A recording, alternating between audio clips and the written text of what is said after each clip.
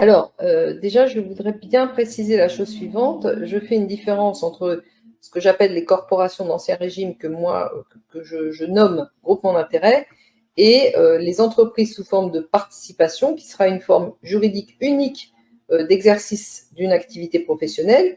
Alors, cette activité professionnelle, elle pourra être exercée de façon individuelle ou de façon collective à plusieurs, et à ce moment-là, il y a une forme unique qui s'appelle la nouvelle entreprise, qui est la forme de la participation.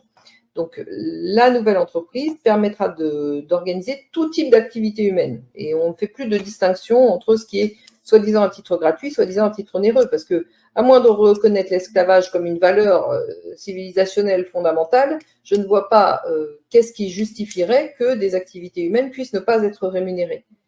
Donc là encore, il y a une très grande hypocrisie qui est encore à trouver dans le monde anglo-saxon, qui est très friand de ces hypocrisies. Donc, je dirais que l'entreprise telle qu'on la connaît disparaît complètement au profit de la nouvelle entreprise, et ça se met en œuvre dans tous les groupements d'intérêt, quelle que soit l'activité de laquelle on discute, qu'elle soit à titre commercial ou non commercial, ou spirituel ou moral. Voilà, ça c'était la première chose que je voulais bien préciser. Et d'autre part, pour ce qui est de l'individualisme, eh bien, c'est très simple. En fait, un individu, il est clair que toutes ces puissances financières n'ont eu de cesse que de diviser pour régner.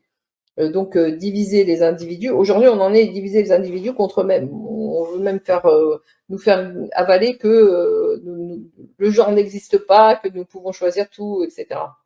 Donc, on est à l'ultime frontière de l'aberration totale. Et donc, on se rend bien compte que individuellement, on est très très fragile. Et les hommes n'ont pu se développer, n'ont développé des civilisations et du progrès que parce qu'ils étaient capables de s'unir pour faire des grandes choses. Alors, certes, à plusieurs, on va peut-être moins vite, mais on va beaucoup beaucoup plus loin que tout seul. Et donc, je pense qu'il y a une nécessité vitale aujourd'hui de retrouver du sens au groupe, et que de plus en plus nous percevons. Je dirais qu'aujourd'hui, et après l'événement covidique, les gens le comprennent mieux qu'avant. Donc je dirais que toutes les expériences qu'ils veulent mener pour nous faire aller dans leur direction se retournent quelque part contre eux, puisque ça permet une prise de conscience plus rapide chez les individus, selon laquelle il y a des choses qui ne vont pas. Des méthodes pour réhabiliter le groupe aussi, c'est de réinvestir les gens dans la vie locale.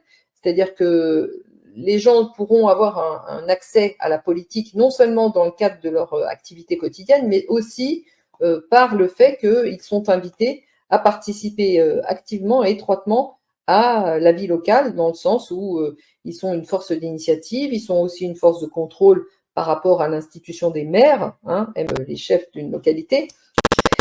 Et donc, tous les gens qui habitent sur un territoire sont appelés à participer à la vie de la commune dans laquelle ils vivent, c'est-à-dire proposer des travaux ou proposer de développer certaines idées, etc. Donc, de réinvestir une capacité politique aux gens, c'est-à-dire de leur redonner un pouvoir d'agir sur leur quotidien, voie de conséquence, développer à nouveau l'intérêt et la capacité au groupe de vivre, en fait.